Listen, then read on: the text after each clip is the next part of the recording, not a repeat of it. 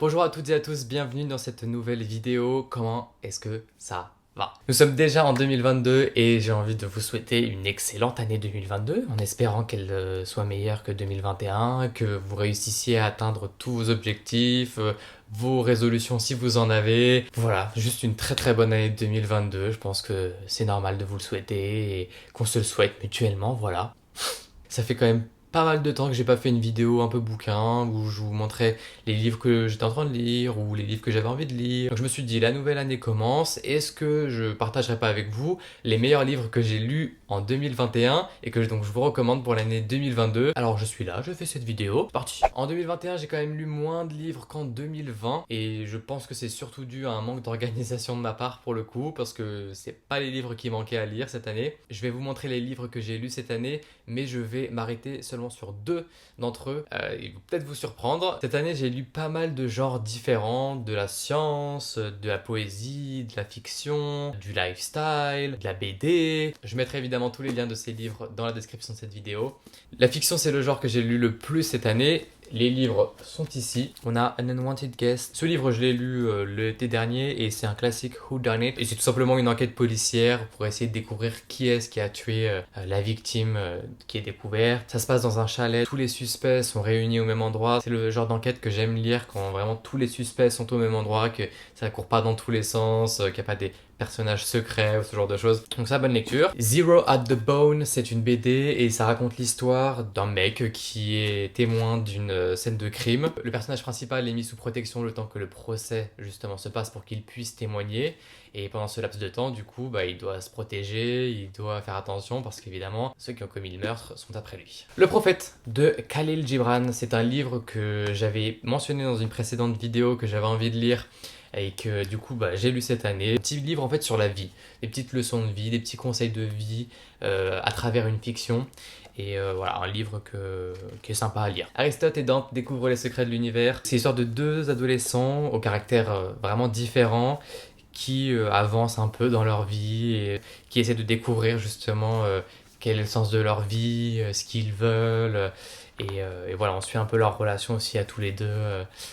En amis, etc., en complicité, comment leur rapport avec la famille, avec la vie, avec l'extérieur aussi, c'est avec la société, c'est vraiment un livre sympa qui se lit assez rapidement, qui je trouve laisse un peu contemplatif à la fin. Dernière fiction, c'est le livre sur lequel je vais m'arrêter, The Song of Achille, un livre en anglais, mais je crois qu'il est disponible en français aussi. C'est une fiction qui a été écrite par Madeline Miller. C'est un livre qui mêle fiction, mythologie, guerre. Le plus gros de l'histoire se passe pendant la guerre de Troie, mais on suit aussi en fait les deux personnages avant cette guerre, au moment où ils se rencontrent, comment est-ce qu'ils font évoluer leurs relations, comment est-ce qu'ils deviennent amis. C'est un livre qui est très surprenant, alors pas tant dans la fin de l'histoire, parce que je pense que assez vite on comprend comment est-ce que ça va finir, le lecteur comprend comment est-ce que ça va finir, mais plutôt au niveau des réactions des personnages, des aléas qui se passent dans l'histoire, on est vraiment, enfin en tout cas moi j'ai toujours été surpris tout au long de cette histoire. Quand il se passait des choses, je m'imaginais les scénarios futurs, ce que ça allait donner, et c'était jamais ce à quoi je m'attendais, parce que sur beaucoup de livres on est quand même bourré de clichés constamment qu'on nous envoie dans dans la figure. Et donc, on a généralement des personnages qui ont tout le temps les mêmes réactions, qui réagissent de la même manière, pas forcément logique ou même rationnelle. L'auteur fait vivre à ses personnages des moments vraiment intéressants, vraiment très bien écrits. Le seul petit hic, c'est que, bon, moi je le lis en anglais et j'avais pas forcément toujours le vocabulaire pour comprendre tout ce qui était dit. Donc je pense que ça m'a limité un peu dans l'appréciation du talent d'écriture de l'auteur. Mais, ça reste quand même mon livre préféré de cette année 2021 et donc je voulais le partager avec vous. On passe maintenant au lifestyle et le premier c'est The Art of Possibility. Et alors là c'est un livre un petit peu lifestyle qui explique en gros comment est-ce qu'on peut un peu transcender notre réalité, ce qu'on pense possible ou impossible pour se réaliser et tout. C'est un livre sympa, pas extraordinaire, mais sympa. Dans la veine aussi un peu lifestyle, apprendre un petit peu plus sur soi-même, c'est Le charme discret de l'intestin. Alors ce livre, on m'a été offert il y a un moment maintenant, il y a 2 ans à peu près. Et c'est un livre qui explique un peu comment fonctionne notre intestin, comment est-ce qu'il faut faire en fait au quotidien pour en prendre soin, parce que on se rend compte qu'il y a de plus en plus d'études qui sortent et qui expliquent en fait que tout ce qui se passe dans l'intestin, ça influe énormément notre état psychologique, notre état physique, et qu'en fait il y a vraiment énormément de choses à découvrir par rapport à notre intestin, aux bactéries qui vivent dans notre intestin. Et même si c'est pas hyper glamour, c'est hyper intéressant, et surtout c'est très important de comprendre un peu à quel point faire attention à ce qu'on mange, faire attention à ce qu'on met dans notre ventre, en fait, dans notre corps. Ça peut nous aider, c'est important pour nous, pour vivre une belle vie, en fait, une vie en bonne santé. Et voilà, ce livre est top, il se lit hyper facilement. Un peu de poésie maintenant. Where the Sidewalk Ends, The Poem and Drawings of Shel Silverstein. C'est un recueil de poèmes de Shel Silverstein, de ses plus célèbres poèmes, accompagné de petits dessins très mignons, très sympas, qui illustrent en fait chaque poème. Et j'ai été assez surpris. Donc c'était le premier livre que je lisais de poésie en fait anglaise. Et je dois avouer que je suis assez surpris parce que bon, c'est un livre pour enfants, donc le vocabulaire est assez simple. Donc on peut le comprendre. Tu vois, il y a quelques poèmes qui m'ont vachement marqué, qui étaient très bien écrits, avec des petites leçons à chaque fois.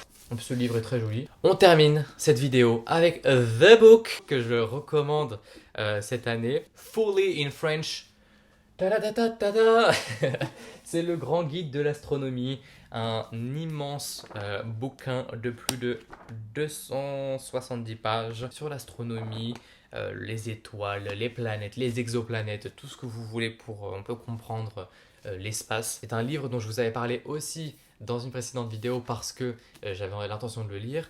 Et en fait, bon, je me rends compte que moi j'aime beaucoup la science. Je me suis abonné à un magazine de science récemment parce que justement j'ai envie de continuer à lire des trucs sur la science. Je trouve que on la met vraiment pas assez en avant, et il y a tellement d'innovations qui sont faites tous les jours dans tous les domaines de la science et que je trouve incroyable. Donc j'avais envie de creuser ce sujet-là et de découvrir encore d'autres choses, apprendre des trucs tous les jours en science, c'est vraiment super intéressant. Et je me rends compte que j'aime trop la science en fait. Les images sont mais ouf. La qualité des images aussi est ouf, le texte est assez simple à comprendre, donc même si vous n'avez pas d'énormes connaissances en astronomie, eh ben, vous pouvez comprendre les explications.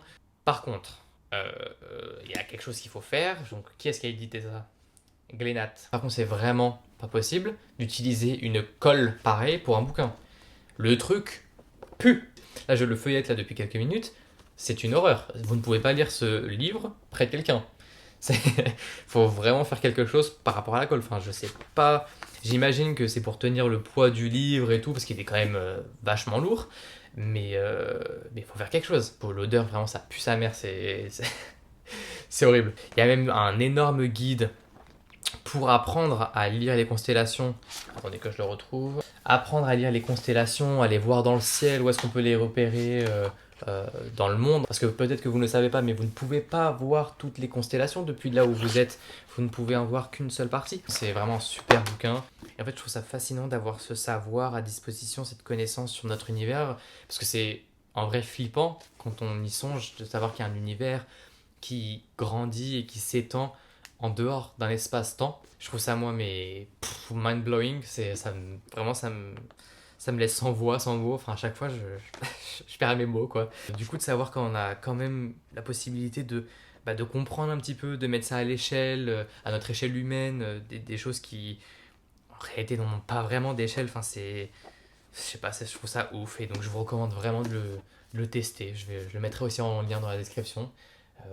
Ou au moins aller le feuilleter. Je pense qu'il doit être disponible à la FNAC, dans les bibliothèques peut-être. Allez le feuilleter, vraiment, je trouve que on a tous à apprendre quoi, du monde qui nous entoure. Voilà, j'arrive à la fin de cette petite vidéo. Donc les 2 grands livres que je recommande cette année, c'est Le Grand Guide de l'Astronomie et The Song of Achille. Ces 2 bouquins, pour moi, sont les 2 meilleurs que j'ai lus cette année. Et après, évidemment, je n'ai pas lu non plus des centaines pour pouvoir tout comparer. Et voilà, parmi ceux que j'ai lus, c'est les meilleurs, ceux qui m'ont le plus marqué. En 2022, je me fixe comme objectif de lire au moins 300 livres. Non, pas du tout, c'est pas du tout vrai. Mais je me donne comme objectif quand même de lire un peu plus de livres parce que j'adore ça et que ça me fait beaucoup de bien. Et donc, il faut savoir prendre le temps de faire des choses qui nous apportent du bien. Voilà, je le dis. Et que voulez-vous, je ne suis qu'un homme. Si vous voulez rejoindre la communauté, rien de plus simple, il suffit de cliquer juste ici. Et moi, je vous dis à très vite pour une nouvelle vidéo sur cette chaîne. Bye. Elle est vraiment top. Non, vraiment, ça pue par contre. Ça pue.